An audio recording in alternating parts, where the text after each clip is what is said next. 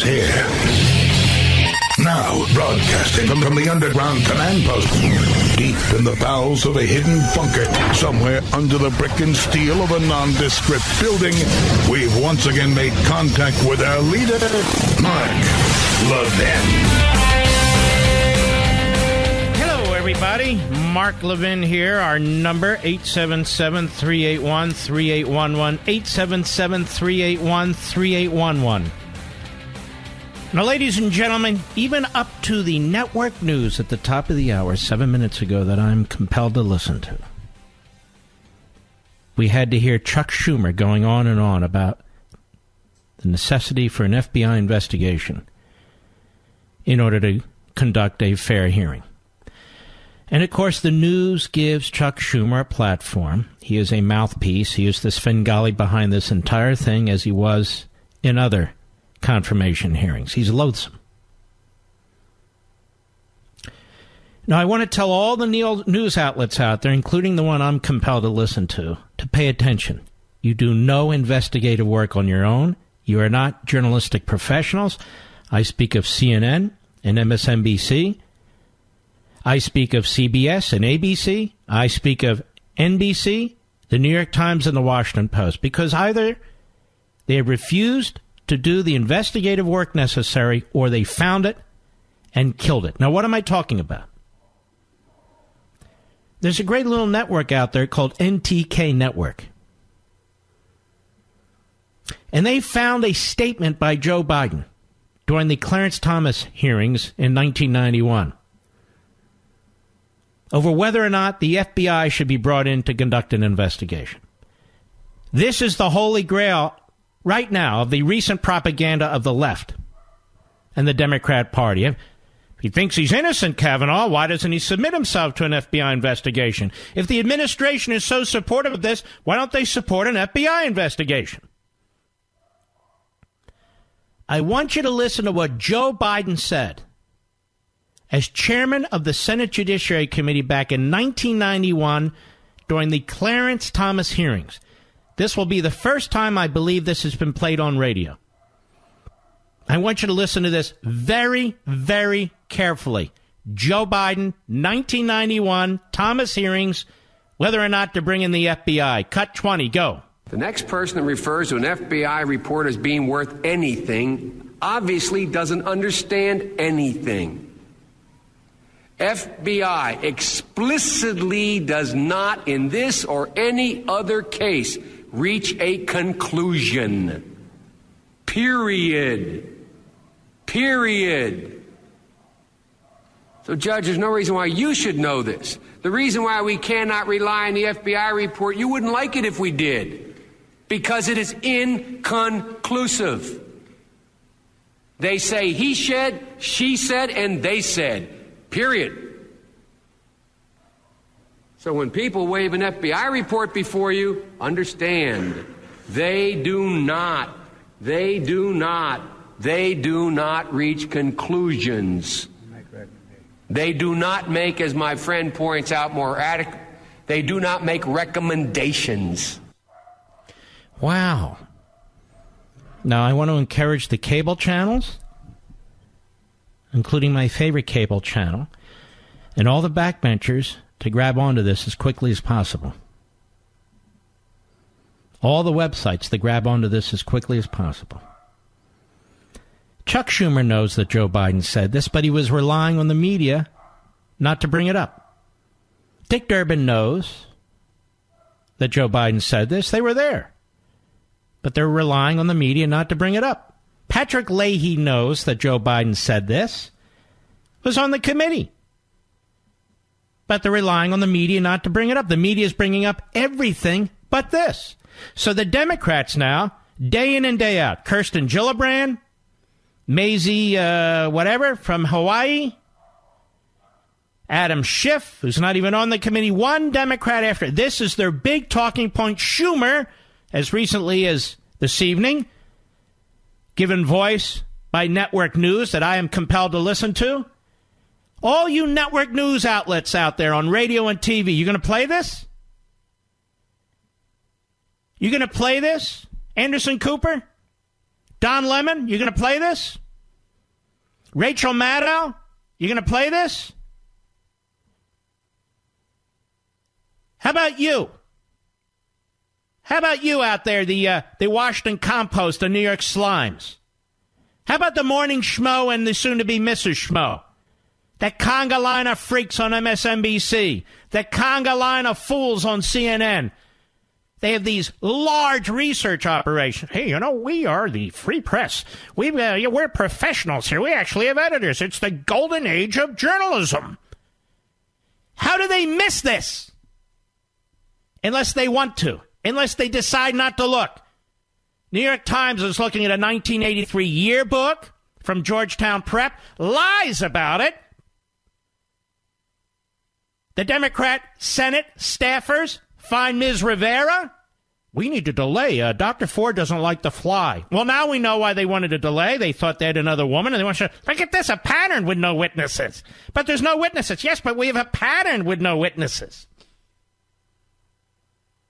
Joe Biden himself out there claiming that he defends women. I guess it's women he doesn't touch. He's a very handy fellow. He must have known he said this in 1991. He couldn't have been clearer. No, he says. No, the Democrats said in 1991. No, they said during the Clarence Thomas hearings. You don't need an FBI investigation. They don't reach any conclusions. Don't you understand how the FBI works? Now, for the slow-listening leftists out there, and that would include Democrats in Congress and Democrats in the media, let's do this again. Follow the bouncing ball. Cut 20, go. The next person that refers to an FBI report as being worth anything obviously doesn't understand anything. FBI explicitly does not, in this or any other case, reach a conclusion. Period. Period. So, Judge, there's no reason why you should know this. The reason why we cannot rely on the FBI report, you wouldn't like it if we did, because it is inconclusive. They say he said, she said, and they said. Period. So when people wave an FBI report before you, understand, they do not reach conclusions. They do not make, as my friend points out more adequate, they do not make recommendations. So, Tucker, I know you're listening to the first hour. You need to play this on your show. And all the rest. Now, what are the Democrats going to say about this? Well, this is different. Why? Well, that was 1991, you see. This is 2018. You understand why I play these things and point these things out. You understand why I did the Sunday show the way I did it. For filibuster, exercised it like never before in American history against George W. Bush's judicial nominees. Obama becomes president. They abolish the filibuster for all courts below the Supreme Court because they want to stuff the courts with leftists.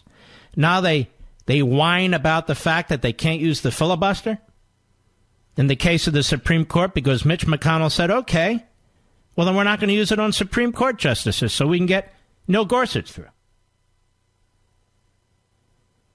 The FBI doesn't matter. Now the FBI is everything. Oh, and by the way, Biden, Obama, Schumer, and the rest go to the Senate floor in the last year of George W. Bush's second term of his presidency, and they say, you must not nominate anybody to the Supreme Court in the last year of your presidency because that's not fair to the voters. Obama's president, and in the last 9 months of his presidency, he nominates Merrick Garland. Joe Biden standing right next to him. Now they say, oh, you can't nominate anybody in the year before a midterm election. What? Who set that rule? These people are horrid. They are hateful. They're dragging this nation into the gutter at every level and in every way. They treat the President of the United States exactly the same way. Vile, disrespectful, hateful, because they lose an election. And they're not allowed, you see. You're not allowed to vote for whomever you want. They go on and on about the franchise. More and more people should be able to vote. More and more people should be citizens. But then when they lose elections, they attack the Electoral College. When they lose an election, the next day they're talking about impeaching the President of the United States before he steps foot in the damn Oval Office. They talk about impeaching Brett Kavanaugh should he become a Supreme Court justice. Now they're talking about impeaching Clarence Thomas. These people are un-American in every respect. I'll be right back. Mark Levin. The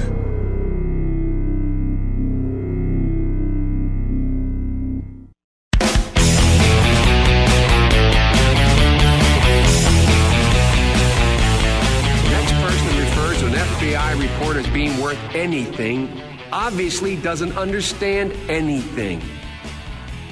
FBI explicitly does not, in this or any other case, reach a conclusion. Period.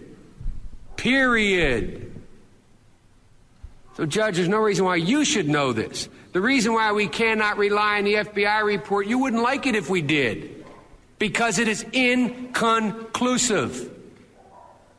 They say he said, she said, and they said. Period. So when people wave an FBI report before you, understand, they do not reach conclusions. They do not make, as my friend points out more adequate, they do not make recommendations. Wow. You want to hear more Joe Biden on presumption of innocence? Same hearing in 1991. You want to hear this one? Turn up your volume. We've been hearing now from Maisie What's-Her-Face, the senator from Hawaii. We've been hearing from Kirsten Gillibrand. We've been hearing from others that the burden is on the accused. Even though the witnesses have no corroboration, no corroborating witnesses, the burden is on the accused, and they even initially suggested that Kavanaugh should testify first. The burden's on the accused? Really? Well, here's what Joe Biden said about that at the Clarence Thomas hearing in 1991. Cut 21, go. And lastly, Judge, with me from the beginning and at this moment until the end, the presumption is with you. Wow. He's presumed innocent. The presumption is with you, Judge. Even the loathsome, dim-witted Joe Biden understood enough, despite his cheating in law school, that the presumption is innocence, not guilt. I wonder what Kirsten Gillibrand has to say about that. I wonder what Maisie What's-Her-Name has to say. I honestly can't remember her last name. I wonder what she has to say. What is it? Hirono. Oh, great. Maisie Hirono thinks of that. And all the others have been telling us day in and day out on MSLSD and the Constipated News Network, CNN, no, you don't understand. This is for Supreme Court, so the presumption is he's guilty. He has to demonstrate that he's an innocent man. What is this, the Soviet Union? All of a sudden they're colluding with the Russians. Shall we listen to that one again? I would encourage the network news that I have to listen to pay damn attention and stop spoon-feeding us the left propaganda. I would encourage Jake Tapper to wake the hell up. And the others at CNN. And the phonies at MSNBC. Do your damn jobs. Golden age of journalism, my ass. Cut 21, go. And lastly, Judge, with me from the beginning and at this moment until the end, the presumption is with you. Now we're going to hear more witnesses. They're going to come in and corroborate your position and hers. And by the way, in this case, we don't even have any corroborating witnesses. None. Zero. 2 accusers, no witnesses. Zero. I've never seen anything like this. Go ahead. We'll find out whether they're telling the truth or not as best as we are capable of doing, just like you as a judge are when you look them in the eye and make a judgment. Boy, is this guy a pompous fool? He really is a pompous fool, this Joe Biden. Go ahead. So, Judge, this is less directed at you than it is to my pontificating colleagues. And boy, he doesn't pontificate at all, does he? Go. Democrat and Republican alike. So, Judge, I have not made my judgment based upon this proceeding because we have not heard all the evidence. Of course, he's a liar. He made not only his judgment, but behind the scenes, he was trying to smear Clarence Thomas. And he was quite the sleaze. But so was Schumer. So was Biden. So was Leahy. So was Kennedy. So were the rest of them. And so we have it from the the horse's mouth. Joe Biden. FBI can't reach conclusions when investigating this sort of stuff. Period. And the presumption of innocence is with the accused. Now, what will the Democrats do? What will the Democrats do? Well, I'll tell you what the Democrats will do. They will continue with their spectacle. They have created a base within the Democrat Party that is a mob, an army of mobsters who threaten senators, we'll get to that, like Ted Cruz, who condemn police officers as a group, who are violent as a group, who support socialism over market capitalism as a group. Oh, yeah. I'll be right back.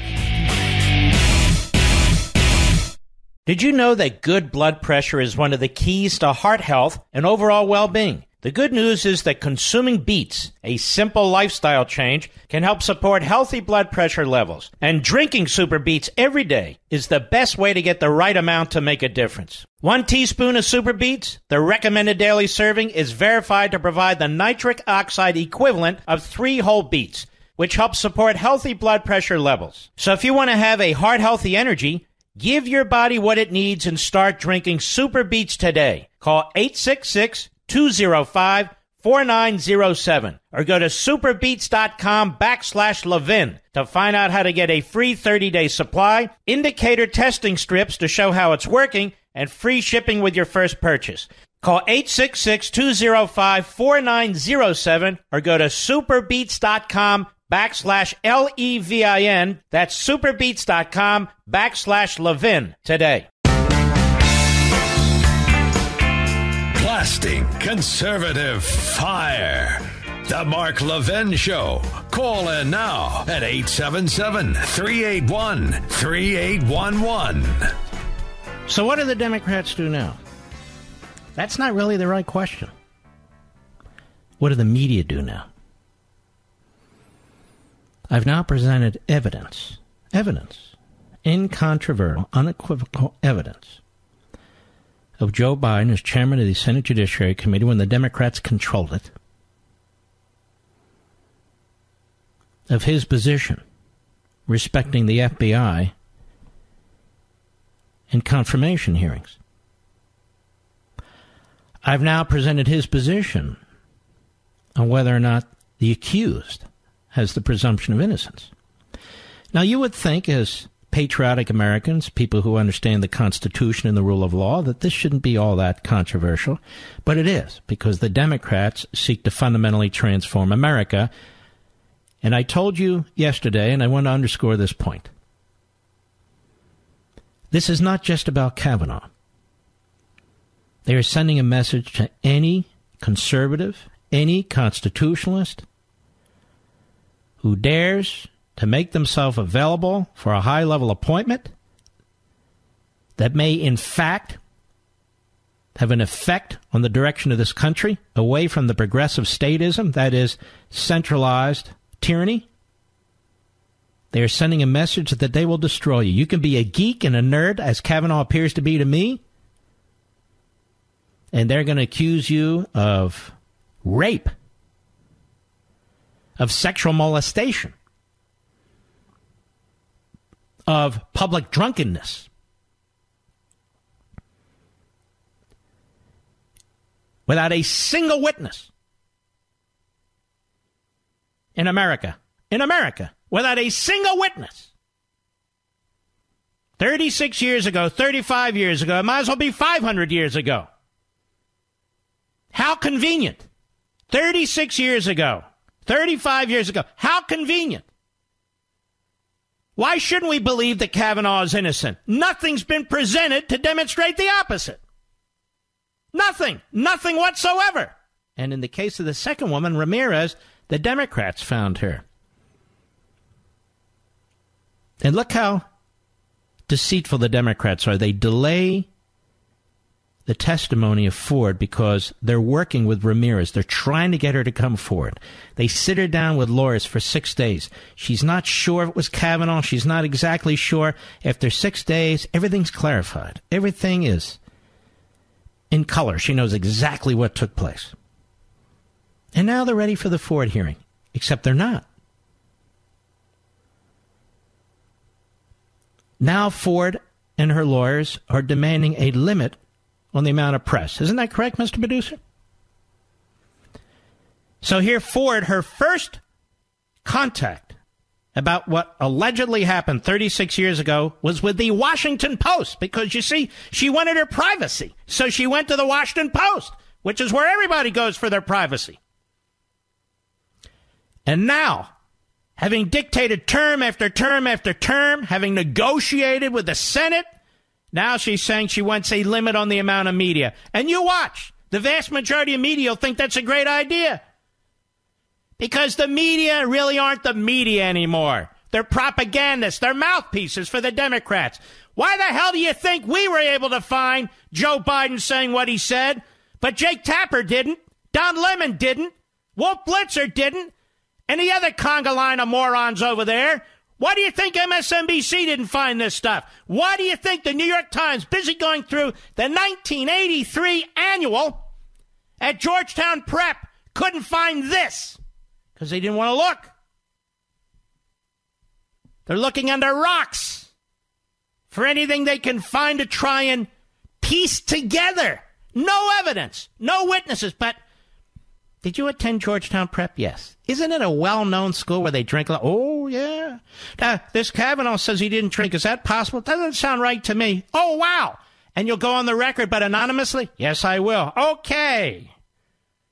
12 people who witnessed nothing, but went to Georgetown Prep, say it was a very drunken environment and there's no way Kavanaugh wouldn't have known about it. Oh, wow. There's evidence. You liberals and Democrats should be ashamed of yourselves.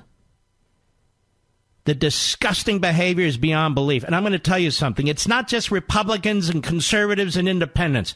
There's a lot of Democrats out there who are looking at this. I don't mean the radical left, old Soviet-style Democrats. I don't mean the Antifa types. No.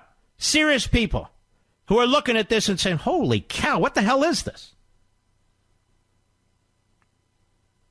And many of these liberal Democrats are probably saying to themselves, geez, I did more than what he's accused of. What the hell? I mean, I guess I can never serve. Sure you can. Because the Democrats in Congress, in Washington, on the Senate Judiciary Committee, have two standards. Ted Kennedy, despite Mary Jo Kopechne's death, despite chasing every woman he could, despite endless sexual harassment, oh yeah, his drunkenness and all the rest, he's held up as the lion of the Senate, don't you know? But Kavanaugh,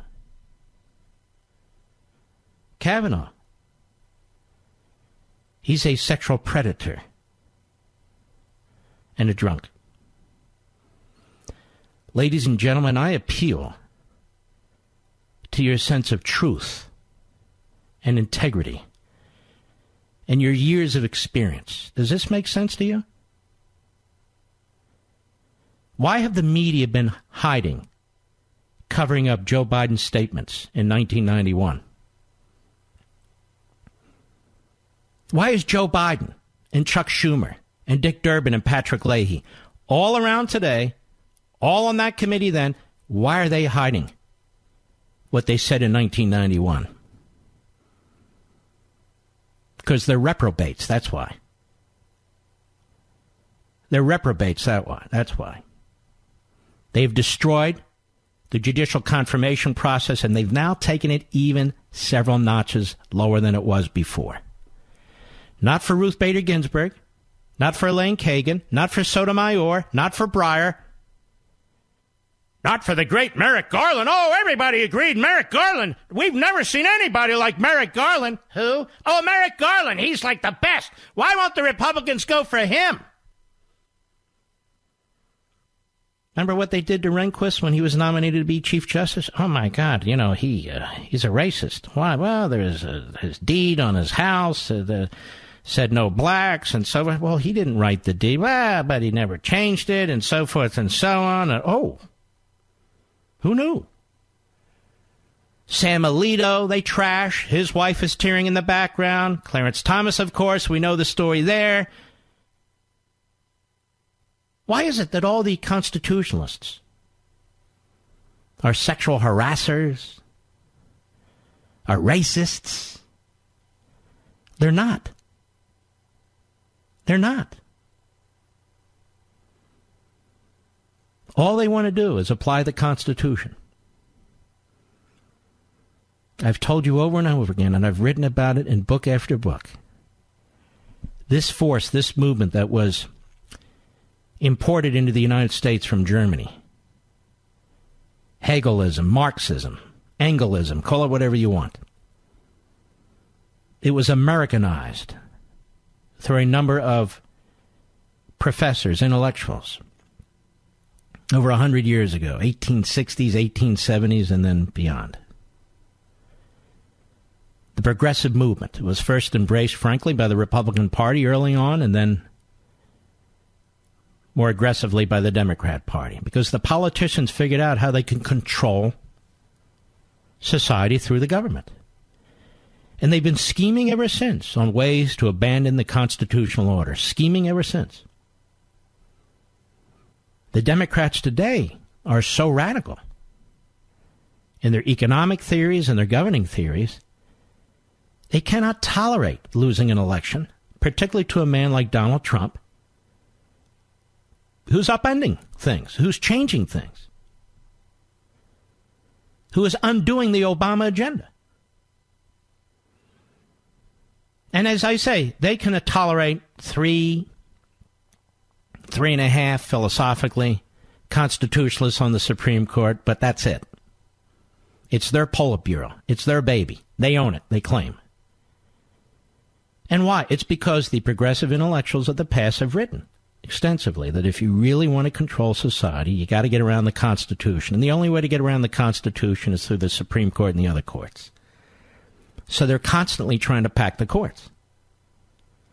See, for them, it's not really a matter of interpreting the Constitution, applying the Constitution, being an originalist, trying to figure out the intent of the framers and the ratifiers, looking at the text. No. It's a living and breathing Constitution. This language comes from Woodrow Wilson, right out of his own writings. He says, look, you can't have a living body if the organs are working against each other. The states against the federal government, branches of the federal government against branches of the federal government. It must be a harmonizing whole where the organs are all working together. So you need an all-powerful progressive president. That was his first position. Then he abandoned that position. So what you really need is an all-powerful judiciary. And you can put really smart experts on there, like them. Then change the country. Rewrite the Constitution. Amend it at will. That's exactly what's been taking place. So when you have somebody like a Kavanaugh who says, when he's introduced by the President of the United States, that he's going to follow the Constitution For them, that's war. War. The smarter the judge, or the smarter the professor, or the smarter the lawyer who is nominated to go on the Supreme Court, the more they're abused. Well, what about Scalia? Well, they figured that was a throwaway seat because it didn't get close to the majority. Now, when the Democrats nominate people like Ruth Bader Ginsburg, who in my view was wholly unqualified due to her extreme ideology, her post-constitutional mindset, I don't have to agree with her. I'm just saying she was way out of line. She gets over 90 votes. Elena Kagan was a hack, a political hack for Clinton before she served Obama. She had no serious record. Sails through with over 60 votes, almost 70 votes. Sotomayor, not particularly outstanding in any of her writings or anything of the sort. Sails through with almost 70 votes. Breyer served for some period of time on a circuit court, but before that he served Ted Kennedy on the Senate Judiciary Committee. He sailed through with almost a unanimous Supreme Court. Clarence Thomas gets 52 to 48 votes. 52 to 48. Neil Gorsuch, what did he get? 60 tops? You can look it up. I think less than that. 54 maybe. Is this the standard you want, America? That half the country's treated the way we are? Make no mistake about it. The way they treat Trump, the way they treat Kavanaugh, is the way they view you. They hate you. They despise you. I'll be right back. Mark Levin.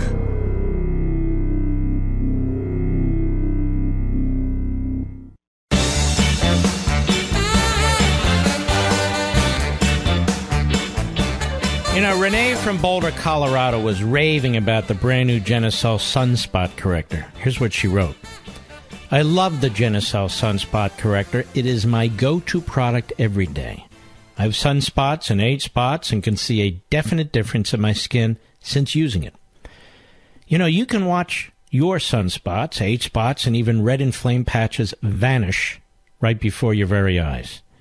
And just like Renee, you click or call right now, you'll get the Genicel Sunspot Corrector absolutely free just for trying Genicel for bags and puffiness. Watch those stubborn sunspots vanish now before you get busy with the holidays, and those bags and puffiness, gone. And for results in less than 12 hours, the Genicel Immediate Effects is also yours for free. Go to Genicel.com or call 800-SKIN-604, 800-SKIN-604. Order this week and receive Chamonix's Luxury Microdermabrasion, also free. Rejuvenate and unclog pores for instantly radiant, baby soft skin. Order now, and shipping is also free. Call 800-SKIN-604, 800-SKIN-604, or go to Genicel.com. That's Genicel.com. So we've established here, in really moments, that the position the Democrats have taken with the FBI was flat out rejected by Joe Biden in 1991 for the same reasons they should be rejected now. We've established here, really in mere moments, that Joe Biden, at the same hearing as chairman of the Senate Judiciary Committee when the Democrats controlled it, also in 1991, the Clarence Thomas hearing, said that Judge Thomas deserved the presumption of innocence, a position the Democrats have rejected. We've also established here in rather mere moments that none of the progressive media bother to even look for this information. Bother to even look for this information. Let us now see if they use this information. And I would encourage the primetime lineup at Fox to hammer away and to use both audio and promote the point. Dr. Ford now is trying to dictate through her lawyers, and that is Schumer, a limit on press access to the hearing on Thursday. Now, the press would normally be appalled by such a thing, let alone a witness demanding limits on the press. Is she getting cold feet? Or is Schumer trying to kill the hearing?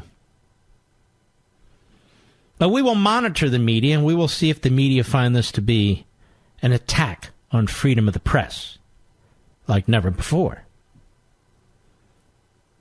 We will monitor the media to see just how much and how serious the media are. They're not, as you can tell. These media organizations, MSNBC is part of NBC, which is owned, I believe, by Comcast. These are multi-billion organizations, international corporations. CNN is owned by a large conglomerate, too, and all the rest of them. Washington Post by Bezos, the wealthiest man on the planet by far. New York Times, 70% of it is owned or was by a Mexican multi-billionaire telecommunications magnate. So these are big operations, big organizations with big investigative units, so big that they're busy looking at the 1983 annual of Georgetown Prep. And yet they couldn't find anything that Joe Biden said on all their Sunday shows. They couldn't play it when they were bringing in a conga line of fools and frauds and fakes who call themselves Democrats. Senator Coons from Delaware, fraud. Senator Whitehouse from Rhode Island, fraud. Senator Schumer of New York, fraud. Senator Durbin of Illinois, fraud. Senator Mazie, what's her name? Hirono, whatever, of Hawaii. I have a mental block on her for good reason. Adam Schiff, really a snake in the grass. None of them had to answer any of this prior to the hearings on Sunday because the media didn't want them to answer it. The golden age of yellow journalism, ladies and gentlemen. I'll be right back.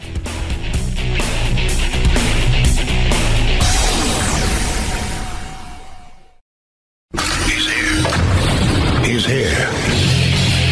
Now, broadcasting from the underground command post, deep in the bowels of a hidden bunker, somewhere under the brick and steel of a nondescript building, we've once again made contact with our leader, Mark Levin. Hello, everybody. Mark Levin here. Our number, 877-381-3811, 877-381-3811. Let me suggest this to you, ladies and gentlemen. Based on what we know right now, that's an important point. But based on what we know right now, any Republican senator who votes against Kavanaugh should be primaried. Because enough is enough. Enough with the sleazy Democrat tactics. Enough with the Soviet Star Chamber. Enough guilty until innocent stuff. Enough with accusers without corroboration and witnesses. I mean, it shouldn't even come down to this hearing on Thursday. The media love this. The media love this. Their ratings are going to go through the roof. They're sending all their bigwigs to Washington, D.C. They're already there to tell you what you watch during the hearings. The media love it. The cable channels love it. Nothing like a good, Roman Colosseum, throwing the Christians to the lions. Right? Oh, we're such a sophisticated republic these days, aren't we, ladies and gentlemen? Tell me, Judge Kavanaugh, when is the first time you had sex? Excuse me? You don't recall? Tell me, how many beers did you have when you were in high school? How about college? Did you go to a keg party, multiple keg parties? What did you do, sir? I have before me, Judge Kavanaugh, your yearbook, your high school yearbook from 1983. Is that your picture? Yes, it is. Did you write that in the margins there? Well, I don't quite remember. Maybe. Really? You understand you're under oath, Judge, don't you? Well, yes. And, of course, the accuser,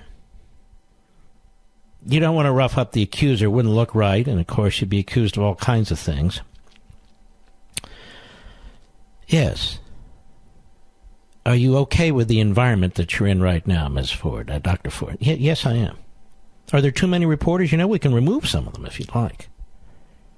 Well, just the Fox guys. Get rid of them. Okay, we'll accommodate you, whatever you want.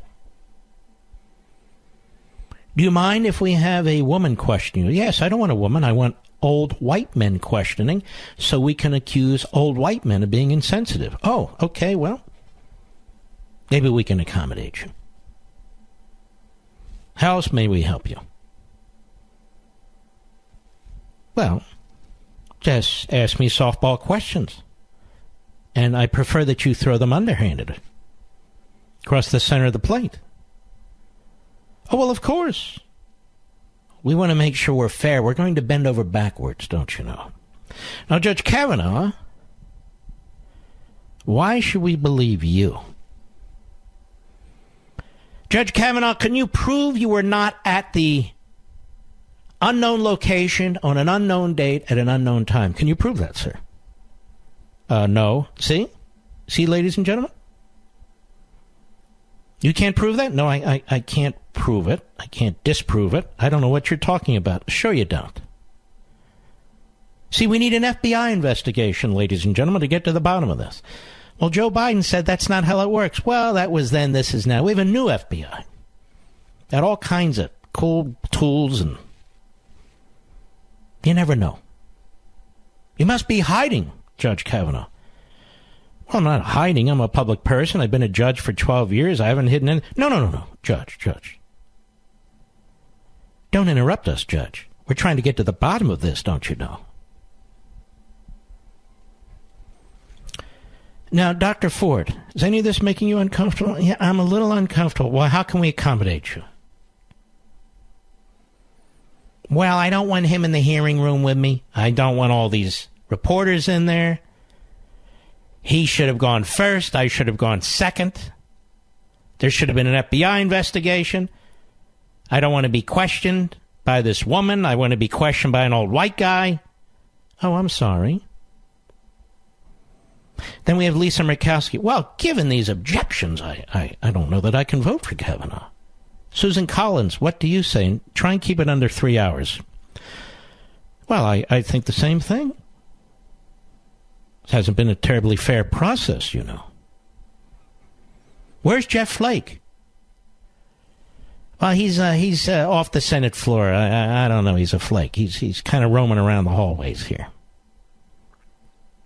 Where's Bob Corker?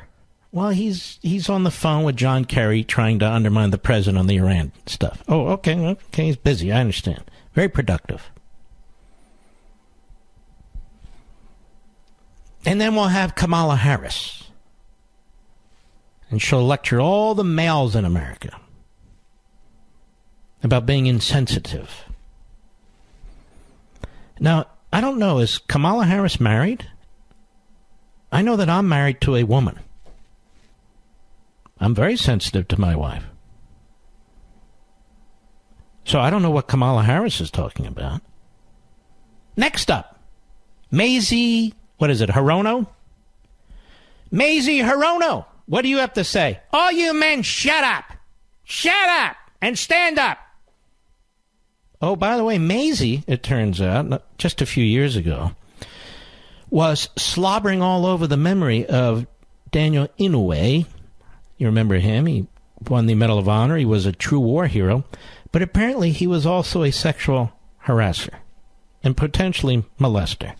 But it didn't matter to Mazie back then, because Mazie back then didn't say guilty until proven innocent. She said Republicans guilty, Democrats innocent. Isn't that really what we're talking about? Sure it is. Sure it is. The DNC has as its number 2 the deputy chairman of the DNC, Keith X. Keith X, you know, was bad enough he was tight with Farrakhan. Don't worry, that's just anti-Semitism. Don't sweat it. Don't sweat it. Apparently he was physically abusive to his longtime live-in girlfriend. The DNC's been investigating this very thoroughly, apparently. Kamala Harris doesn't care. Kirsten Gillibrand doesn't care. Where are they? The guy that runs the DNC, Perez, doesn't care. Bernie Sanders, who backed Keith X for chairman of the DNC, nobody even asks the little commie what he thinks about Keith Ellison anymore.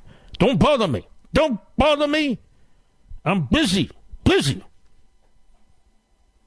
Do you realize what a bunch of clowns and freaks represent us, quote unquote?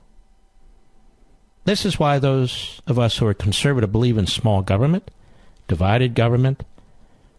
The best government is the closest to the people, and the least government is the best for the people. Just because somebody happens to get elected doesn't mean they're good or moral or smart or knowledgeable or virtuous. They got elected. That's all. Our framers understood this.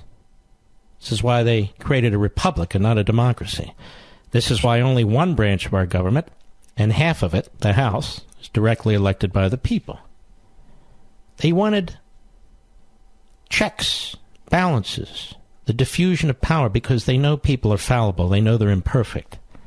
Some of them are downright evil. Right, Durbin? Right, Schumer? And look at the media in this country. Mostly large corporations. These journalists, I tell you over and over again, what makes them journalists? What makes them journalists? How are they journalists? I'm quite serious about this. Because they self-identify? Because they went to journalism school? Does that make them journalists? When they go on TV and propagandize like good little demagogues? When they create a reality rather than report on the real reality? Tell me, has CNN and MSNBC done a fair and balanced job of reporting over the last few weeks? People can say what they want of Fox, but they do have liberals like Shep Smith and others on Fox. There's no question. And they're proud of it. Who is the conservative host or reporter on MSNBC or CNN? Can you name one? Their equivalent in reverse of a Shep Smith. Do they have one? I don't know of any. Do you? I'll be right back. Mark Levin.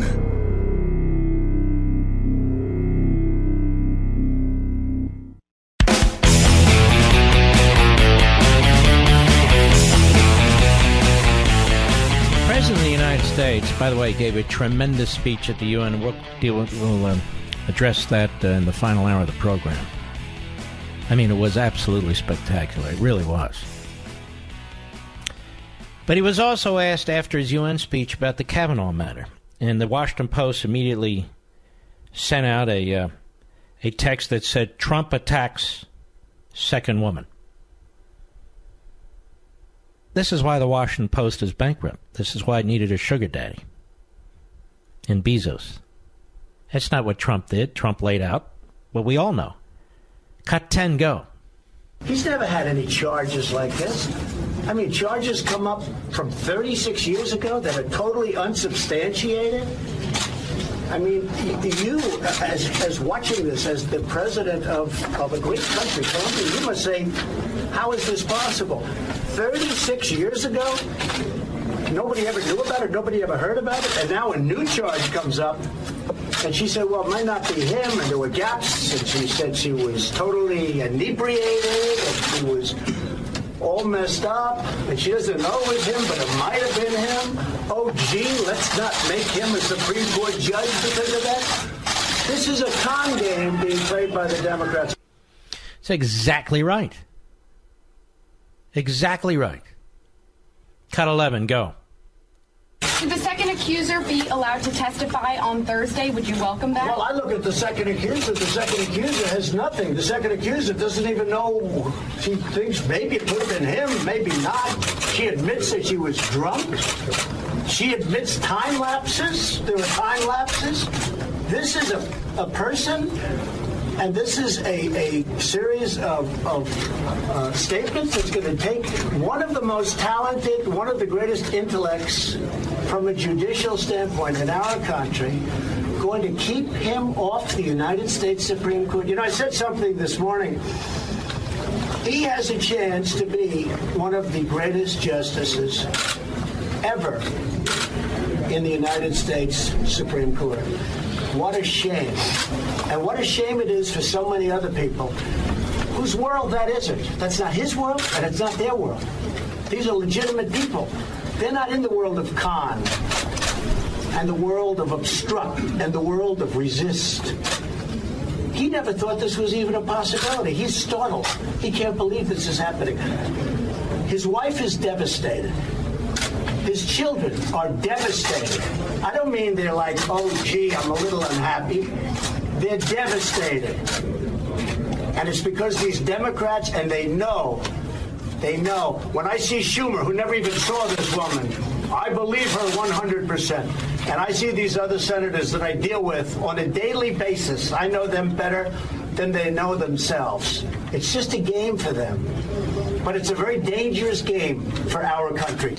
And ladies and gentlemen, it's also a game for the media. The media need these things to prop up their ratings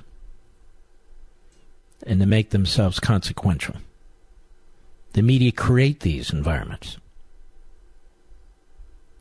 I'll prove it to you. Here's George Stephanopoulos, who actually did a pretty good job the other day, but he went back to his pattern. Cut 12, hat tip Mediaite, go. It does seem, though, that the president has already reached a judgment about their stories, and there does seem to be a pattern here. I know I reached a judgment about their stories. What story? There's no witnesses. Go ahead. When Bill O'Reilly is accused, when Roger Ailes is accused, when Rob Porter is accused, and now when Brett Kavanaugh is accused. Rob Porter's accused? Oh, I see. The aide. All right, go ahead. The president consistently, every single time, takes the side of the man. You know, it's interesting that you say that. It's a lot of Democrats that like to ignore Keith Ellison and Cory Booker. They love to fight and champion women until they disagree with them. Al Franken lost his job in the Senate. And a number of other Democrats should have the same type of scrutiny. Look, the president is perfectly But what's the answer to my question? Every single time the president... I'll give you the answer to your question, genius. Each case should be taken on its own merits. Why don't you break down each case? You did.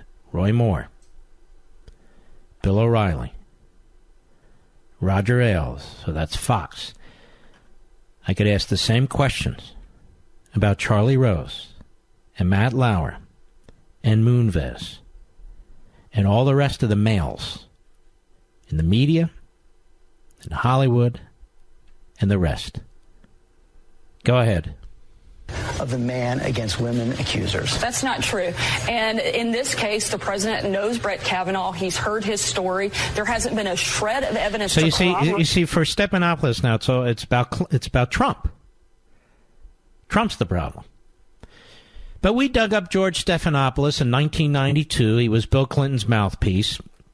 He was questioned by then Sam Donaldson of ABC News. I want you to listen to Stephanopoulos' position. Cut 13, go. Now, Governor Clinton has a character problem, but I take it that your line Clinton has no character of counterattack is that it's well, I mean, he has not denied that he has engaged in marital infidelity.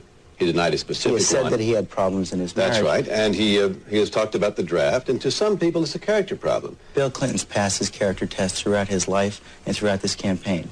And he's shown it through his commitments to real fights. And what he's going to do in this campaign is focus on what's important to the American people, on the jobs and the education. That's what the American people care about. They want to move into the future. They don't want to be diverted by side issues. So the question, George Stephanopoulos, is why did you always defend Bill Clinton against women? Why did you do that?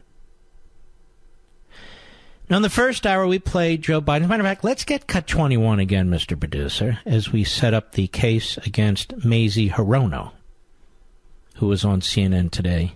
She's been on TV a lot because the media love her. Go ahead. And lastly, Judge, with me from the beginning and at this moment until the end, the presumption is with you. All right, presumption of innocence is with him. Here's Mazie Hirono on CNN today. Cut 14, go. And by the way, this is not a criminal proceeding. People keep talking about presumption of innocence. That is a term one uses in a criminal proceeding. This is a hearing to determine... That is a term somebody uses in a civil proceeding. It's a term somebody uses in an arbitration. It is a term somebody uses in school disciplinary cases. It is a notion that is fully enshrined within our entire system of justice at every level, formal or informal. Except, apparently, according to Mazie Hirono, she even disagrees with Joe Biden. You want to know why? Because she's a pathetic fool. A pathetic fool. I'll be right back.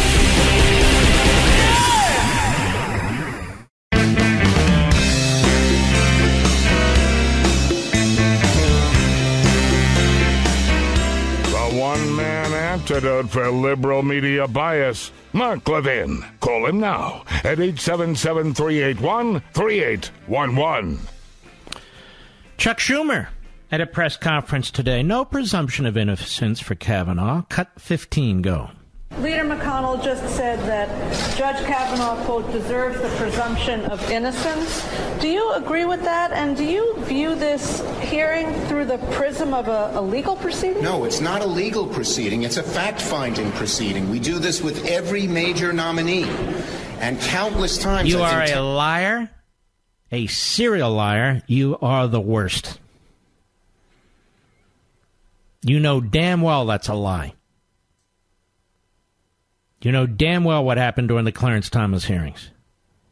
What Joe Biden said, and what the Democrats all said. No, we don't need an FBI investigation. Moreover, you know damn well that he is presumed innocent. And that's been the position in these hearings. Until now. See, Schumer's leading the orchestra, ladies and gentlemen. He is the propagandist. He's the man with the big lie. He hands out the talking points every morning. And then every Democrat reads from the talking points. They say exactly the same thing. Exactly the same thing without objection. This is what they do. So the man's not presumed innocent. I have to be honest with you, folks. This should shut the whole thing down. If we cannot even agree that an accused is innocent until proven guilty, then that's enough. That's enough. Republicans shouldn't participate in a Soviet-style Star Chamber operation like this. They just shouldn't. And they ought to take off the gloves and really hammer the Democrats now. And the way the reporter asked the question, she's in the tank too. Leader McConnell just said that Kavanaugh deserves the presumption of innocence. Do you agree with that? And do you view this hearing through the prism of a legal proceeding? See, just put a question mark at the end and then you have it. I mean, what you're witnessing here is really quite appalling. I want you to consider the Democrats control the House and the Senate, eventually the presidency, and they only did it for 2 years under Obama. And look at the wrecking ball that was. So you have hypocrites in the media like Stephanopoulos. You have hypocrites in the media who couldn't even spend the time with their vast investigative resources to find Joe Biden in 1991 saying what I've played over and over again, that the FBI should not be involved in this. It's not their job. It'll be a he said, she said, period. Or the presumption of innocence, which he also said. None of that matters. Media didn't dig it up. Quite remarkable. Quite remarkable. You know what's not smart? Job sites that overwhelm you with tons of the wrong resumes. But you know what is smart? ZipRecruiter.com/Levin. Levin. Unlike other job sites, ZipRecruiter doesn't wait for candidates to find you. ZipRecruiter finds them for you. Its powerful matching technology scans thousands of resumes, identifies people with the right skills, education, and experience for your job, and actively invites them to apply. So you really get qualified candidates, and you get them fast, no more sorting through the wrong resumes and so forth. No more waiting for the right candidates to apply. It's a wonder that ZipRecruiter is rated #1 by employers in the United States. And this rating comes from hiring sites on Trustpilot with over 1,000 reviews. And right now, you, my listeners, you can try ZipRecruiter for free at this exclusive web address, ZipRecruiter.com/Levin. That's ZipRecruiter.com/LEVIN, ZipRecruiter.com/Levin. ZipRecruiter, the smartest way to hire. The smartest way to hire. So presume guilty. I want you to hear the other absolutely insane comments. We have Amy Klobuchar. Whatever. What's her name?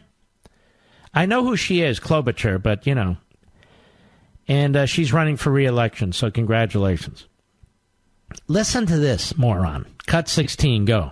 And the second thing about that interview was when he said that he actually downplayed his drinking, and he said he never really blacked out, so he didn't remember things. I mean, those are things that really go to credibility, given some of the stories circulating out there. And again, even in the Anita Hill hearing, Nora, we had dozens of witnesses that came forward and were allowed to testify. This time, all of that's being shut out. And as a former prosecutor, I think you have to be able to at least get the facts down. I think it's important, no matter what side you're on this, if you want him or you don't want him, don't you want to have the facts? So the fact that he didn't black out in a drunken stupor demonstrates to this former prosecutor that he lacks credibility. They are so bereft of serious arguments. So bereft. Then we have CNN, and they actually bring in people like this. A criminal defense attorney by the name of Yodit Tawaldi. And don't blame me, I'm just trying to pronounce it. Yodit Tawaldi. Listen to this. And CNN is promoting this by putting this person on their airwaves. Cut 19, go. You know, well, during the break, I'm scrolling through Twitter and I'm looking at people actually saying and applauding the judge in this sentence, and then in the same breath wanting to defend Kavanaugh. She's saying, hey, look, this thing about Cosby, you know, a convicted rapist, and they're applauding this, and then you defend Kavanaugh. What does one have to do with the other? One was a criminal trial in front of a real jury. On the one hand, we're told this isn't a legal proceeding. On the other hand, it's compared to a legal proceeding. This is what happens when you don't follow the rule of law. This is what happens when you're obsessed with hate and contempt and seek to destroy our justice system. Any justice system. Go ahead. Because, again, like Ariva said, this is a shut up, you idiot. We're surrounded by these idiots. Let's not fool ourselves. Then we got to watch this on Thursday. Oh, my goodness. Which one to you? And let me tell you the main question. Which one to you was more credible? Watch that word credible. I want you to put it in bold, capitals, and underline it. Who was more credible to you? Who's more credible to you, ladies and gentlemen?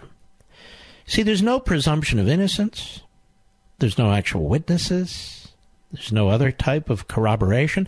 So who's more credible?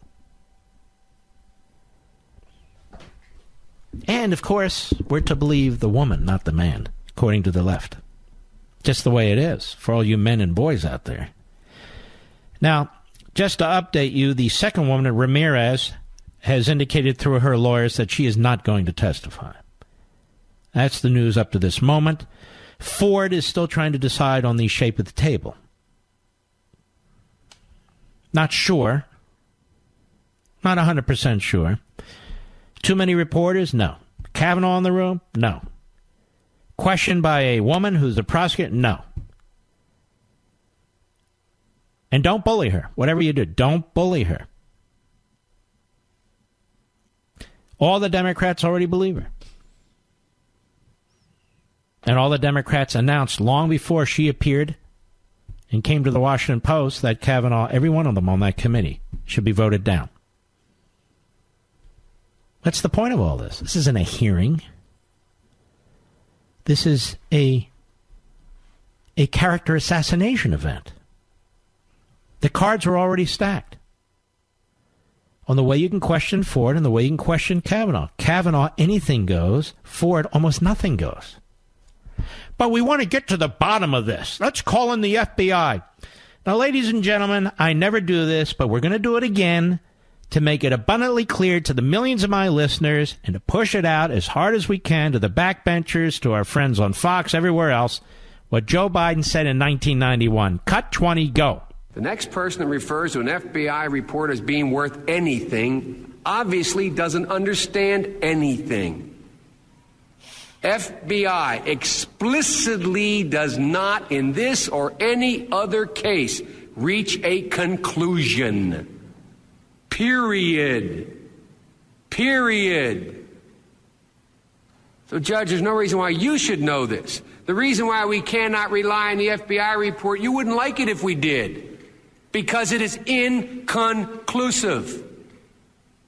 They say he said, she said, and they said. Period. So when people wave an FBI report before you, understand, they do not reach conclusions. They do not make, as my friend points out more adequate, they do not make recommendations. Notice he was barely literate then and is barely literate today. And I love the way Republicans say, you know, Joe's a good guy, this lunch bucket Joe. He's really a good guy. No, he's not. He's an ass. Now, media, ball's in your court. Now, Schumer, ball's in your court. It's a checkmate, but nonetheless, I'll be right back. Mark Levin.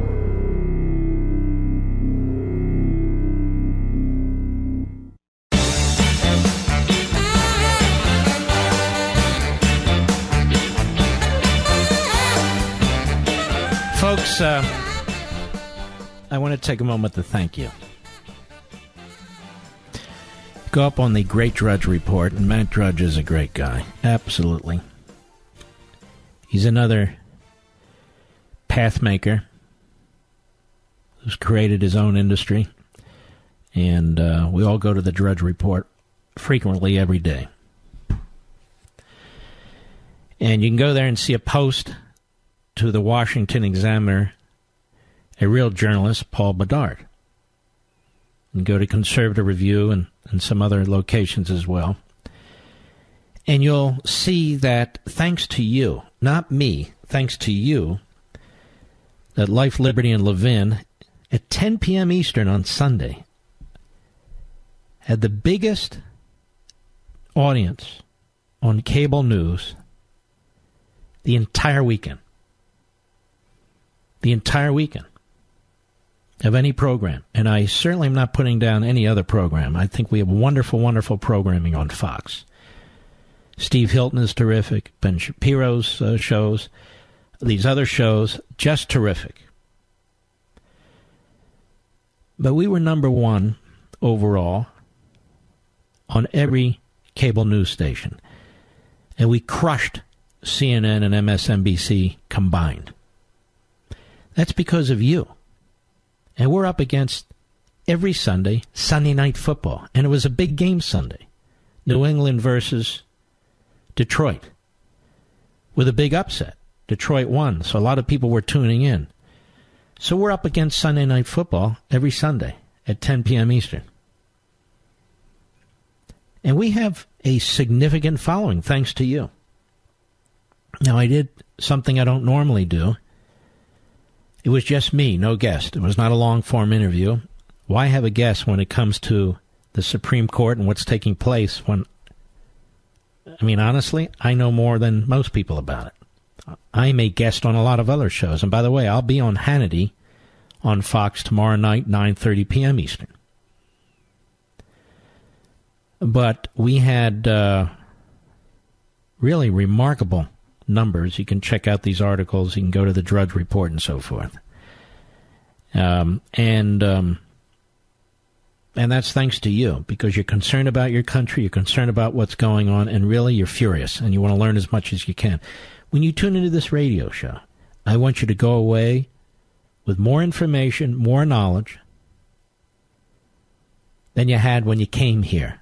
I can just sum up everything that's taken place before I come onto this program, but I don't do that. We do some of it in order to build a foundation so you know what's out there, what could be out there, and then we digest it, and then we need to go further than that, right? For instance, now you know, before everybody else, what Biden said in 1991, which completely undercuts the Democrats today. Now, they can resist it, but so what? Now you know what Biden said about burden of proof, which completely undermines the Democrats today.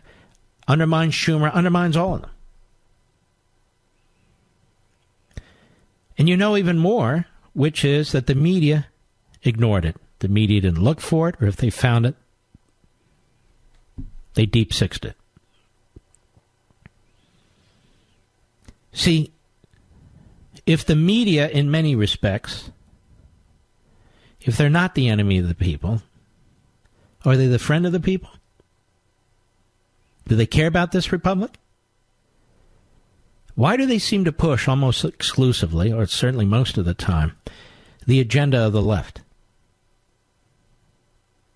Why do they treat conservatives, some Republicans, or non-progressives in such a nasty way, in such a vicious way, even when they show up in their studios? Why do they hire almost exclusively people of the left? We know they're of the left, the vast majority. Are they friends of the people? Are they promoting a free press, really, when they're a propaganda machine in the aggregate? Of course not. Nobody's attacking the First Amendment. We're attacking these media corporations and their employees, not arguing that there should be a federal statute to eliminate them or anything of the sort. We're just pointing out the obvious. It's obvious to everybody but them, of course. They're the perpetrators. This whole Kavanaugh situation exposes that. You literally have politicians going on TV who are saying there is no presumption of innocence. You literally have politicians going on TV reversing positions that their party held a few decades ago about the FBI. You have people who are supposed to be trying to determine whether Mr. Kavanaugh is fit to be on the Supreme Court, and there's no question he's more than fit, going out, digging up dirt on him. And then they complain about an unfair process. You have the first accuser, who says she wants to remain private, going to the Washington Post, going to a Democrat congresswoman, who then in turn goes to the Democrat senator. Now we have negotiations taking place. She's calling the shots, and if she doesn't get everything she wants, then you're anti-woman, and so forth and so on. Now, none of us are buying that. None of us. We don't care about what the kook left thinks.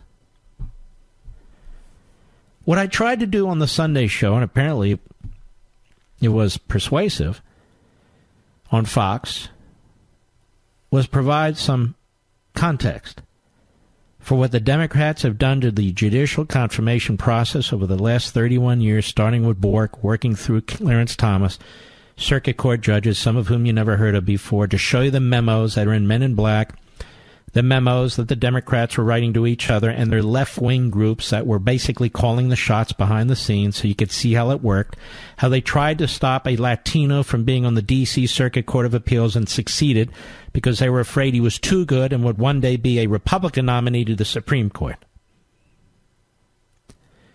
How the Democrats have changed their positions multiple times on filibusters in order to try and stuff the courts with ideologues. How they've changed their positions multiple times on whether a Supreme Court justice, a potential, should be nominated in the last year of the presidency. And it just keeps sinking and sinking and sinking. Context is important if you are to watch this on Thursday. I'll be right back.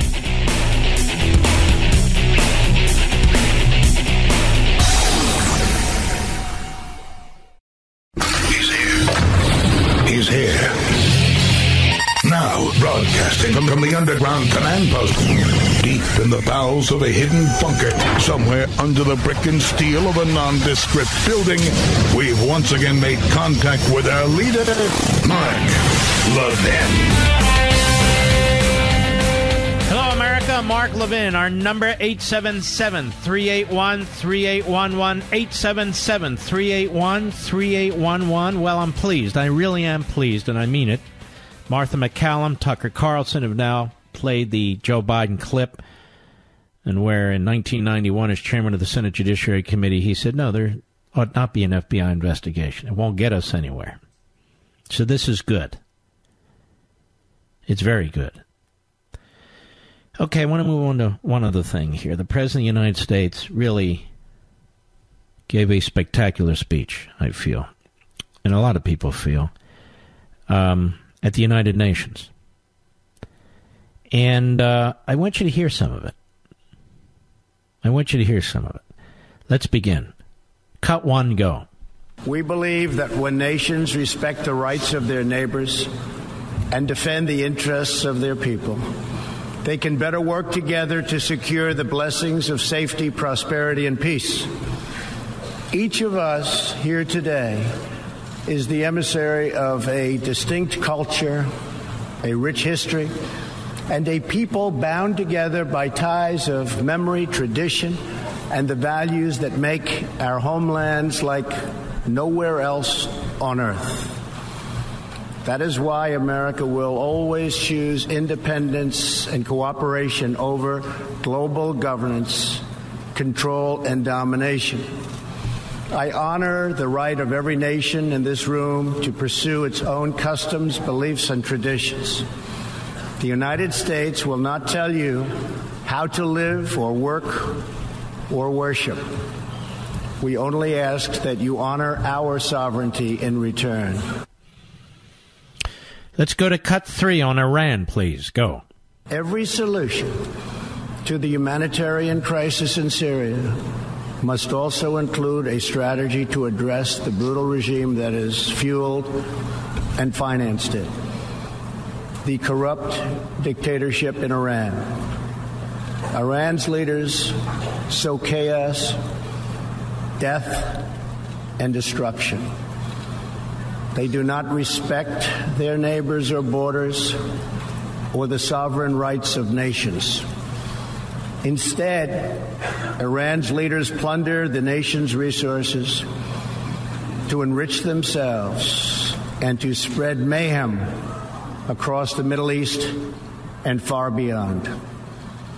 The Iranian people are rightly outraged that their leaders have embezzled billions of dollars from Iran's treasury, seized valuable portions of the economy, and looted the people's religious endowments, all to line their own pockets and send their proxies to wage war. Not good. Iran's neighbors have paid a heavy toll for the region's agenda of aggression and expansion. That is why so many countries in the Middle East strongly supported my decision to withdraw the United States from the horrible 2015 Iran nuclear deal and reimpose nuclear sanctions. The Iran deal was a windfall for Iran's leaders. In the years since the deal was reached, Iran's military budget grew nearly 40%. The dictatorship used the funds to build nuclear-capable missiles, increase internal repression, finance terrorism, and fund havoc and slaughter in Syria and Yemen. President continued. Cut four, go. The United States has launched a campaign of economic pressure to deny the regime the funds it needs to advance its bloody agenda. Last month, we began reimposing hard-hitting nuclear sanctions that have been lifted under the Iran deal. Additional sanctions will resume November 5th, and more will follow. And we are working with countries that import Iranian crude oil to cut their purchases substantially. We cannot allow the world's leading sponsor of terrorism to possess the planet's most dangerous weapons. We cannot allow a regime that chants death to America and that threatens Israel with annihilation to possess the means to deliver a nuclear warhead to any city on earth. Just can't do it. We ask all nations to isolate Iran's regime as long as its aggression continues. And we ask all nations to support Iran's people as they struggle to reclaim their religious and righteous destiny. What about American sovereignty? What about this International Criminal Court, so-called Human Rights Council? All these things. Cut 6, go. I spoke before this body last year and warned that the UN Human Rights Council had become a grave embarrassment to this institution, shielding egregious human rights abusers while bashing America and its many friends. Our ambassador to the United Nations, Nikki Haley, laid out a clear agenda for reform, but despite reported and repeated warnings, no action at all was taken. So the United States took the only responsible course. We withdrew from the Human Rights Council, and we will not return until real reform is enacted. For similar reasons, the United States will provide no support in recognition to the International Criminal Court.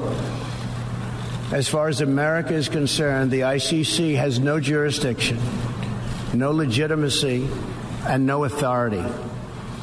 The ICC claims near universal jurisdiction over the citizens of every country, violating all principles of justice, fairness, and due process. We will never surrender America's sovereignty to an unelected, unaccountable global bureaucracy. America is governed by Americans. We reject the ideology of globalism, and we embrace the doctrine of patriotism. Around the world, responsible nations must defend against threats to sovereignty, not just from global governments, but also from other new forms of coercion and domination. You will never, or would never, have heard anything like this from Barack Obama. Nothing like this. This is a fabulous speech. One more clip. Cut 8, go. Currently, we are witnessing a human tragedy, as an example, in Venezuela. More than 2 million people have fled the anguish inflicted by the socialist Maduro regime and its Cuban sponsors. Not long ago, Venezuela was one of the richest countries on earth. Today, socialism has bankrupted the oil-rich nation and driven its people into abject poverty. Virtually everywhere socialism or communism has been tried, it has produced suffering, corruption, and decay. Socialism's thirst for power leads to expansion, incursion, and oppression. All nations of the world should resist socialism and the misery that it brings to everyone. In that spirit, we ask the nations gathered here to join us in calling for the restoration of democracy in Venezuela. Today we are announcing additional sanctions against the repressive regime, targeting Maduro's inner circle and close advisors. You know, I can't even think why a never-Trumper would be attacking this president at this point, given his record, given his actions, given his leadership. I really can't. Unless it's personal and petty, like with Bill Kristol, who tweets out the most insane things every day. You know, from hurricanes to earthquakes and cyber warfare, every American should have a plan to get through an emergency. Natural disaster, power being out for weeks, this is more urgent than ever. Now, we've seen again government response and repair to infrastructure can be slow. It's just the way it is. The best place to start is storing food that lasts up to 25 years. Build a supply over time so you're ready. Now, I trust and use My Patriot Supply for my food storage. Make today the day you do the same. Everyone in your household should have a 4-week emergency food kit, and there's a special on them. Save $100 when you go to my special website, preparewithmark.com. Now, these 4-week food kits are shipped fresh, discreetly to your door, so I would do it right away. Order and save $100 per kit on their bestseller this week. Call 800-294-2325, 800-294-2325. Or go online to preparewithmark.com, Whatever this world cooks up, know with this that you are prepared with your food. 800-294-2325 or preparewithmark.com. We'll be right back. Mark Levin.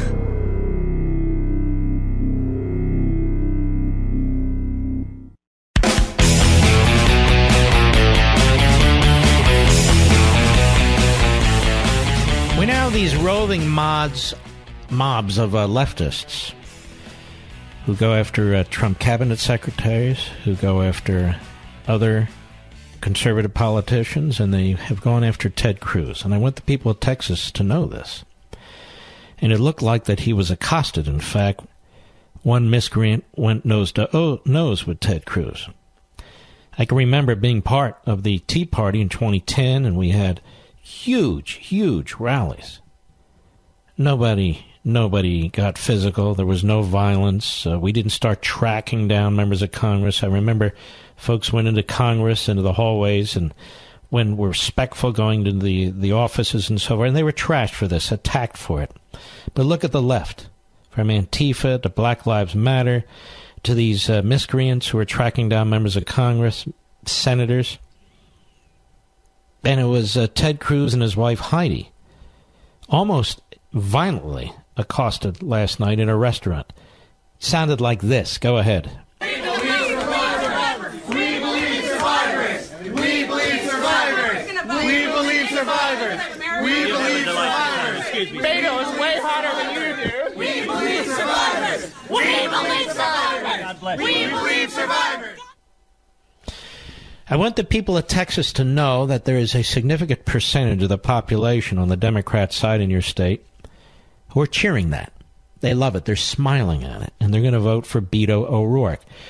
Even though Beto O'Rourke has denounced it, as he must, the fact of the matter is the left has created this mob. It's a mob. And it's really quite disgraceful. It's thoroughly disgraceful. All right, let's see if my phone... Oh, look at that. It's working. Mike, Sunshine, Maryland, the great WMAL. Go. Mark, thanks for taking my call. Sunshine, Maryland is in Montgomery County, just up county from Holton Arms and Georgetown Prep. Well, congratulations. That's quite the tax haven. Yes. Well, the FBI, I'm not sure what they're going to do. They've already done 6 background checks on Kavanaugh over his public sphere. And what are they going to do? Are they going to be canvassing this county, this state, this country for those who attended a kegger in 1983? We have a letter it's pretty muddy, I'm sure, muddied by time and alcohol. And what the left or the DNC should have done when they leaked this letter was concurrently filed a police report with Montgomery County Police, and they did not do that, and we all know why. Yeah, because you're saying it's bogus. Correct. And it is liability on her part if she files a police report. No, I don't think anybody would hold her to any standard, quite frankly. Not with all the media. All the media is in her corner. All the Democrats are in her corner. The only thing that's not in her corner is a single witness. All right, Mike, thank you for your call, my friend.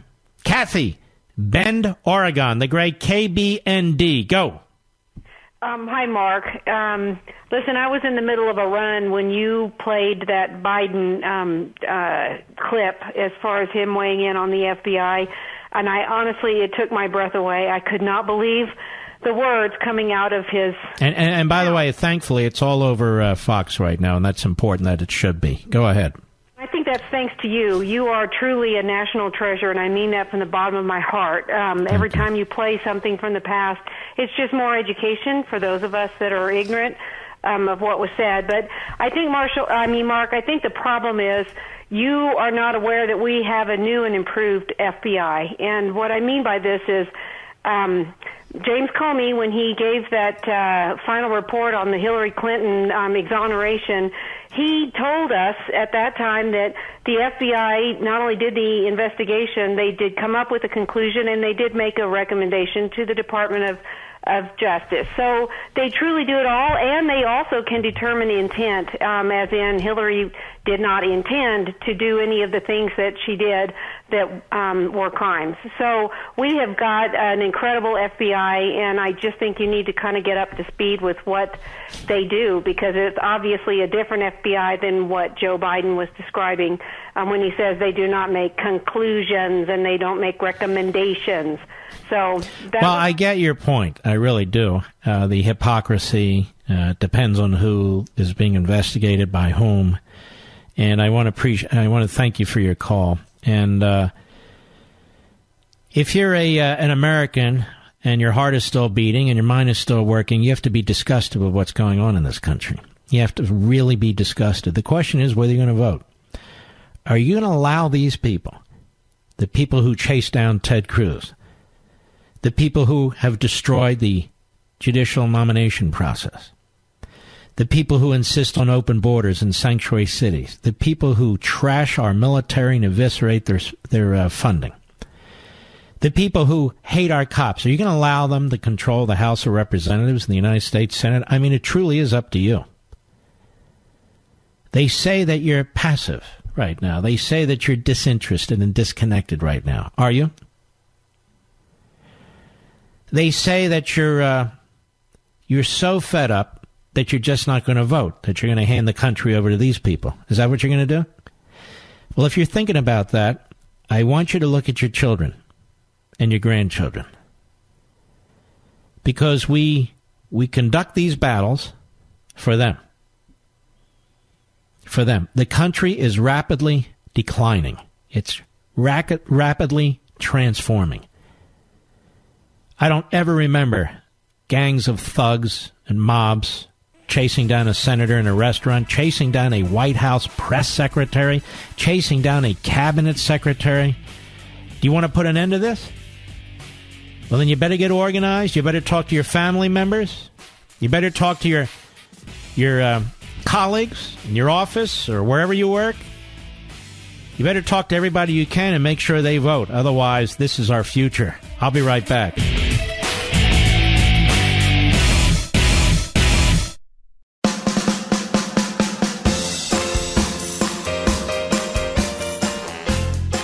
The Mark Levin Show, where the Reagan Coalition meets every day. Call now, 877-381-3811. You know, my producer was such a fan of my X-Chair, we finally decided, for my man Rich, that it was time to get him his own X-Chair. And boy, does he love it. Mr. Producer and I are different heights, yet how the X-Chair conforms to each of us to provide the same unbelievable level of support and comfort. He's physically feeling the difference. We've talked about this. Less pain, more energy, better focus, more productivity, etc. Same with me. I sit in this chair 7 hours a day. You need to feel the X-Chair difference for yourself. And if you want to see how beautiful this amazing chair is, you can go to my Facebook site, Mark Levin Show, Facebook, or just go to xchairlevin.com, xchairlevin.com, and you can see the numerous models, different models that they have. If you own a business, you're a business owner, take my advice. If you want happier, more productive employees, then consider getting X-Chairs for your entire staff. It's a very reasonable investment that will pay huge dividends. X-Chair is on sale now for $100 off. Go to xchairlevin.com right now. That's xchairlevin.com. Or you can give them a call at 844-4XChair. 844-4XChair. X-Chair comes with a 30-day no-questions-asked guarantee of complete satisfaction, so there's no risk. Go to xchairlevin.com now. Use code Levin Footrest, and you'll get a free footrest. xchairlevin.com. Code Levin Footrest, or just call them toll free. 844-4XChair, 844-4XChair. There's a gentleman running for the House of Representatives from the 21st District of Texas. If you listen to this program, you know who he is. His name is Chip Roy. He's a dear friend of mine, but even more than that, is a solid constitutional/Reagan conservative. And there are many tough races in Texas, and this is one. This is very close in this district, the 21st District in Texas. And I've asked him to come on. And Chip Roy, how are you, my friend? Mark, I'm doing great. Thanks for having me on. It's great to hear from you, my friend. I wanted to ask you, Chip, a number of things, but let's begin with the Kavanaugh situation here. You were chief of staff to Ted Cruz at one point. You've seen this. Well, you haven't seen this, but you've seen how the Democrats can operate in the Senate. What's your take on this? Well, I'm glad you asked. I mean, this is a perfect example of what's wrong with Washington, why people outside of the Beltway are scratching their head looking at this complete chaos. You know, I was a lawyer on the Senate Judiciary Committee, you probably remember, and lived through a number of nominations, John Roberts, Sam Alito, and many other district court and circuit court fights. And I've never seen anything quite like this. And let's not kid ourselves. This was all strategic. This was all purposeful. When I was on the Senate Judiciary Committee, we had a process for dealing with issues like this. You did it behind closed doors. You did it on a nonpartisan basis. You got together to sort it out and then deal with it in private and then figure out how to proceed. But they abandoned that. They did it for political purposes. It's nakedly political.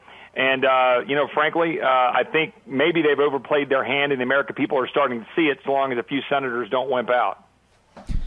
Yeah, and what about this? There's no presumption of innocence, and, of course, we should call in the FBI to do an investigation.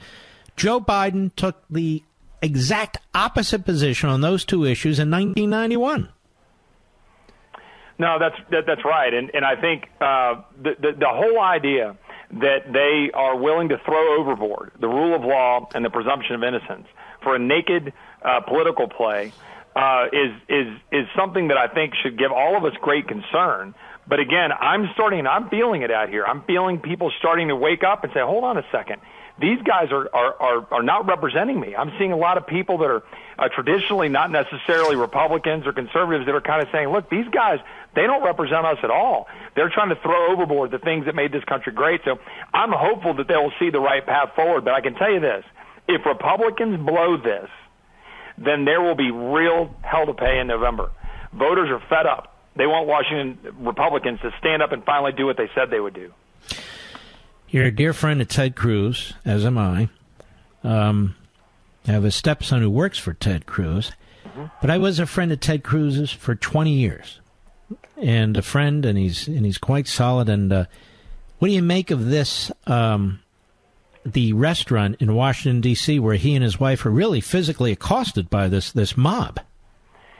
Well, I think it demonstrates the extent to which the progressive, socialist, liberal, left, whatever you want to call it, whatever labels they choose to put on themselves, are so out of touch with the American people and so indicative of everything that's wrong with Washington. Senator Cruz has been fighting for the people of Texas to do what he said he would do when he went to Washington. And for the left to go accost him and his wife at a restaurant is so far out of bounds that, frankly, even on social media today, I was noticing a lot of people that were, again, more moderates or liberals that were saying, guys, this is over the top. Again, I think they're overplaying their hand. But, they're threatening Senator Cruz, threatening his family. And that's something that's so far out of touch with the people of Texas. And I think that's why you saw his opponent, Mr. O'Rourke, put out some social media saying, yeah, that's not good. We shouldn't do that. We should leave Senator Cruz and his family alone. And, those aren't Texas values, I can assure you. People in Texas wouldn't take kindly to being interrupted in their restaurant like that.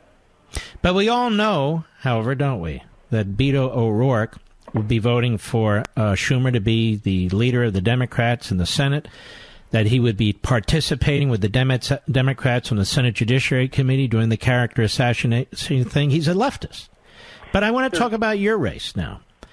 It's crucially important that we elect conservative movement leaders with decades of backgrounds that can reassure us that they're going to be solid in this battle in the House of Representatives. We may well lose the House. It may be very, very ugly. More the reason to make sure states like Texas and other conservative states, and particularly in your district, the 21st District, that we put somebody like you in this position. Tell us a little more about you and your opponent. Absolutely. Well, Mark, I think people who have listened to your show know that I'm a proud Texan. My family came here in 1851. My great-great-grandfather was a Texas Ranger. My grandma was a single mom in West Texas raising my polio-stricken father after her husband had died of cancer. And she didn't look for handouts. She figured out how to take care of herself, work herself out, became the first woman elected county clerk in a small town in Texas. Those are the Texas values that make this state great. That's the reason why 1,000 people a day are moving to Texas. But unfortunately, we're being attacked. Our Texas values are under assault from a crazy left, the left that's supporting Beto O'Rourke, the left that is supporting my opponent, Joseph Kopser, and their values are fully out of step with the people of Texas. Let's just give you a couple little tidbits. My opponent, who tries to claim as being a centrist, supports impeachment of President Trump, supports government-run health care, supports undoing the tax bill that put more money in our pockets, wants a carbon tax, wants a financial transaction tax, wants to take away Border Patrol assets and give them to foreign countries. And if I could go down the list, wants to fund Planned Parenthood, wants to do a gun confiscation and have more gun regulations. None of these values are in step with our beliefs. They believe that they can win this election on the back of the chaos of the midterms. But the fact is, nothing that they stand for is in sync with the people of Texas. And so we're doing our job, working hard to knock doors, make phone calls, raise money. My website's chiproy.com. Do everything we need to do to put ads up on the air and make sure people know what's really going on with both Mr. O'Rourke, my opponent, and frankly some of the others. Mr. O'Rourke raised $9 million in August through Act Blue. He's got money coming from all over the country. My opponent's getting some of that too, and it's not reflecting Texas values. It's Hollywood values and California and New York values. Mm-hmm. Now, your opponent served in the military. Is that correct? He did, and I thank him for his service, but I just as soon his public service end right there. Yeah, because he was carefully, targeted and found by the Democrats, so he can say that he served in the military, but he's a leftist, isn't he? No question about it. He likes to talk about reaching across the aisle and figuring out how to work together. But go back and look at the yard signs that he put out during the primaries, progressives for Joseph Kopser. Those are all indications of where he's really coming from. And like I said, I went through the list of issues. You would think it's because my crack staff has done a lot of Oppo research. No. Go look at his website.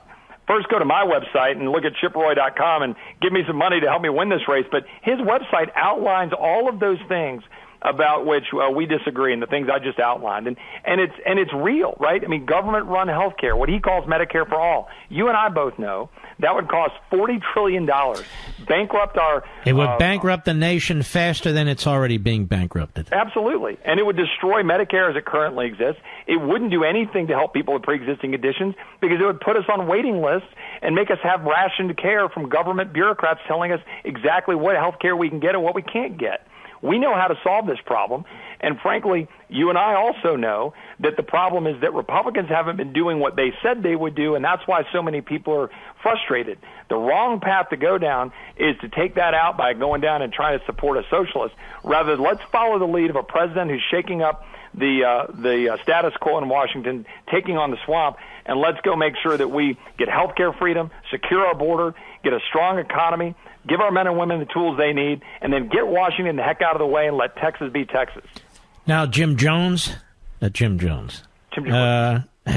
endorsed you. Jim Jordan is what I'm saying. Yep. Jim Jordan has endorsed you. Ted Cruz, Mike Lee, Mark Meadows, and folks who are reliably solid and conservative are very much hoping that you'll win this race. How does it look? Look, we feel good. We've been looking at numbers that give us a lot of confidence that if we do our job and finish the race and run through the tape, we're going to be in good shape. But that's all contingent on getting continued support from conservatives around the country. We've had a grassroots campaign from the beginning. We've had thousands and thousands of supporters from Texas, from this district, including some from your audience from Texas and around the country. And we're so blessed to have that. We've got to have the resources to finish the race. But those endorsements mean a lot. Your endorsement meant a lot. Jim Jordan's coming to Fredericksburg, Texas. I'm really close to there right now out in Bernie, Texas, in the Hill Country. He's coming out this weekend to do an event for me with some strong conservative activists in the Hill Country. And we're just doing everything we know how to do to get our message out around the district that help is on the way. It's time that we send some people to Washington who are actually going to do what they said they would do, stand up to make Congress work for us again. These are the things that the American people are clamoring for, and I can tell you for sure it's what the people of Texas are clamoring for. And I can tell the people in your district, the 21st District of Texas, the people in the state of Texas, and the people who listen to this program all over the country, that you are the real deal. And you've been the real deal since the day I met you. And I'm hoping Levinites out there, you can donate just even a little to a Chip Roy. Go to chiproy.com, and you'll have all the information there, chiproy.com. I would strongly encourage you, if you're going to get involved in a race, this is one of the races you really should support, and you'll see. Years ago, I told you about Mike Lee. Nobody heard about Mike Lee. I told you about Ted Cruz. Nobody heard about Ted Cruz. I told you about Rand Paul. Nobody heard about Rand Paul, and so forth. Chip Roy is a very, very important voice, the future of the conservative movement in this country. He needs to be in the House of Representatives to fight these people. ChipRoy.com. America, if you can help them, even with a little donation, I hope you will. And good luck to you, Chip. Mark, thank you. Thank you for all you're doing. Your show on Fox is great. Your radio show is great. You're a voice for freedom, and we need you doing what you're doing. And thank you for that voice of support, and for all your listeners who've supported me in previous Levin surges. God bless you, my friend. And God bless you, too. And we'll be right back. Mark Levin.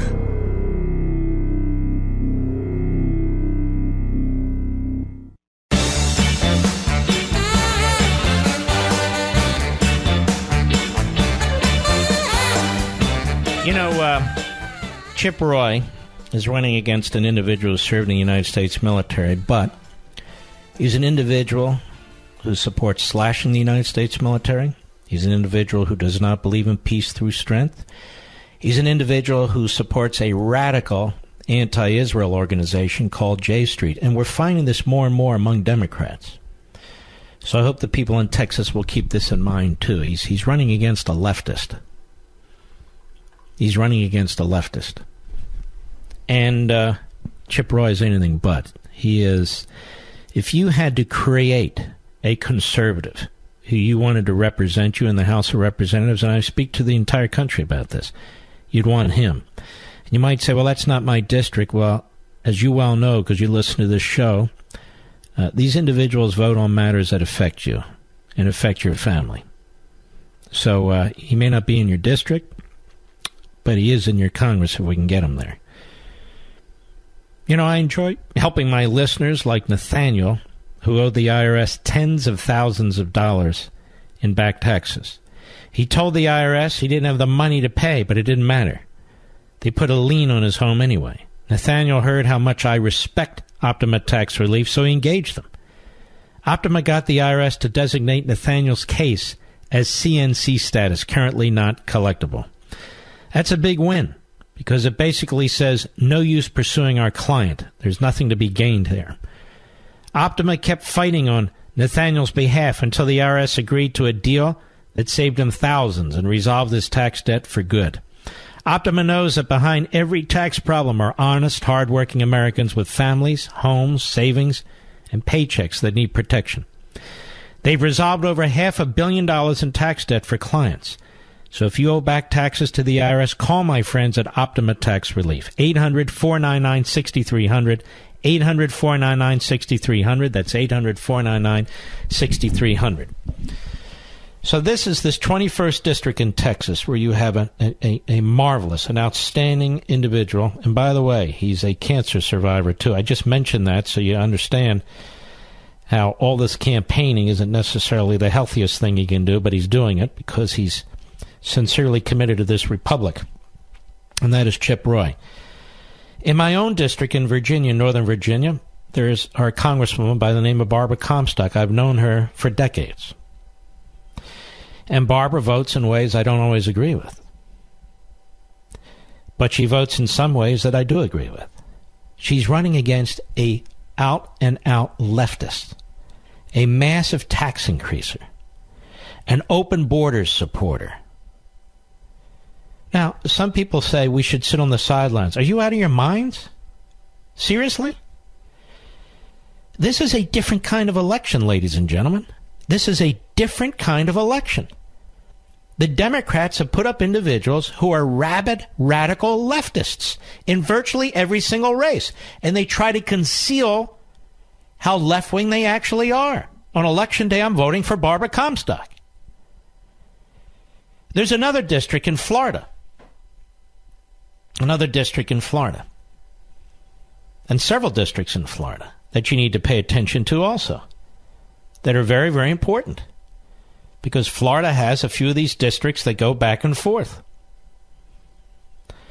And there's a governor's race in Florida where our friend Ron DeSantis, he needs help. He needs support. He's running against a radical, hate America first, left-wing Bernie Sanders protege, this guy Gilliam. Ron DeSantis is exactly the opposite. Again, they try to paint Ron DeSantis as something he's not. What he is an American who signed up for the military, who served in 2 combat zones, who then came back, went to Harvard Law School, and now served in the United States House of Representatives. His record is abundantly clear: pro-property rights, pro-capitalism, pro-securing the border, and so forth and so on, and pro-Israel, pro-America, first and foremost. He's not looking to fundamentally transform America. You have an opportunity in Florida to vote in a man who is going to protect what you've earned and protect the state. It's a no-brainer. All right, ladies and gentlemen, we salute our armed forces, police officers, firefighters, and emergency personnel. Check out our Levin TV tonight. It's fantastic. 844 Levin TV will get you signed up immediately. And I'll see you tomorrow. God bless.